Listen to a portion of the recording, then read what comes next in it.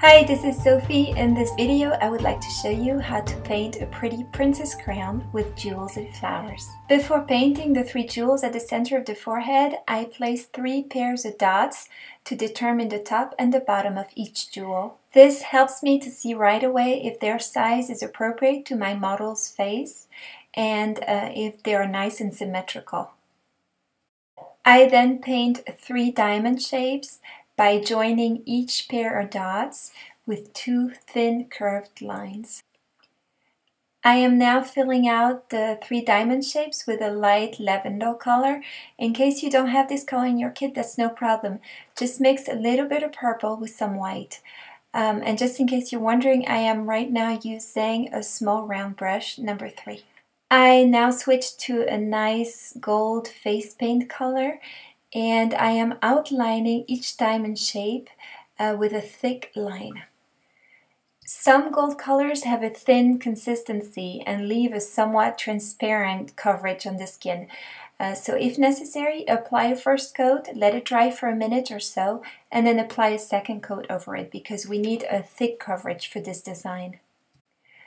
I am now joining the diamond shapes with 2 small gold bridges. I really apologize about my hair being in the way, and I hope you can see something. I am painting a U shape between the eyebrows. I then extend it by drawing a line that follows the shape of the other gold line directly above it, and I finish it with a hook. I then do exactly the same thing on the other side. Starting at the top of each small hook, I extend the crown all the way to the hairline with a slightly curved line. On top of this line, I then draw another small hook that goes in the other direction of the first hook I painted, and I connect it with the line underneath. I am now done with the gold outline, and this is what the crown looks like at this stage. Adding shadows to this design will bring depth and dimension to it. I am starting by adding shadows to the gold color. I'm still using my round brush number 3 that I loaded with a dark brown color. And I'm keeping my brush very dry. This will help me to control how much paint I put on the design and not overwhelm it with dark color. For a good placement of shadows, always think that the light source is coming from above. So try to always place your shadows below a line or a specific shape. Try to keep the lines as thin and soft as possible. You can occasionally blend either using the tip of your brush if it's dry enough or your finger. Using now a metallic pink color, I am adding 3 round jewels to the crown. For the flowers, I also paint 3 irregular oval shapes on each temple, the one in the middle being a little bit bigger than the other 2. In order to make the jewels look more 3-dimensional, I add a little bit of dark red on top of each jewel that I blend with the pink with the tip of my finger. Now these 3 shapes look nothing like roses right now, but look how easy it is to make a change. Still using your red color, start by drawing a tiny half circle towards the top and follow it with a series of tiny lines going from the outside of the flower towards the inside, always alternating from left to right. Now moving on to the shadows inside of the jewels, I am using a purple color. Now this doesn't have to be perfect because the reflection of the light is ever changing and will therefore not be the same inside of each jewel.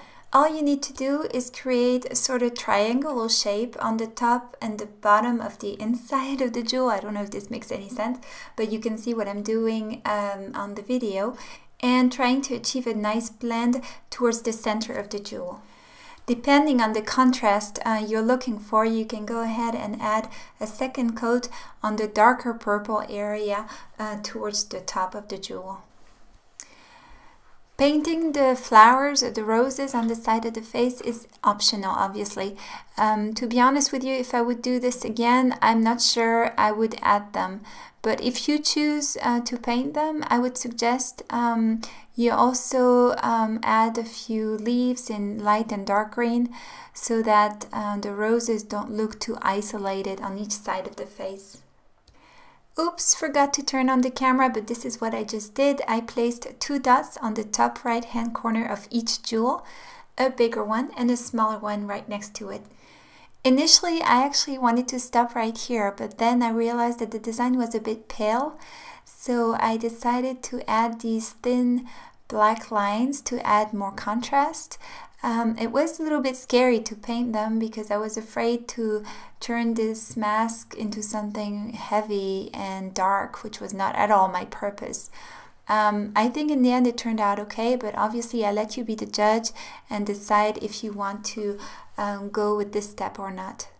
If you do decide to go with the black, then use the smallest brush that you have because the lines should be as thin as possible, and place them always where the shadows will be, meaning under a shape or under a line. And it's not necessary to put them everywhere. I suggest occasionally taking a few steps back and looking at the design from a distance so that you get a feeling for what's missing and where, without overloading the whole thing in black, which would be nearly impossible to fix afterwards if there was too much of it. Please bear with me because this is the last step and it's a fun one. I love doing dots, especially in decreasing order. I first place them in rows on top of each purple jewel, and then between the eyes as well as on each side on the temples. This design is probably not something that I would paint at an event where lots of kids are waiting in line, but if a little girl is going to a princess party, this might be something that she would like. I hope you enjoyed this video. Thank you very much for watching it and for following me on YouTube. Have a great day. Bye!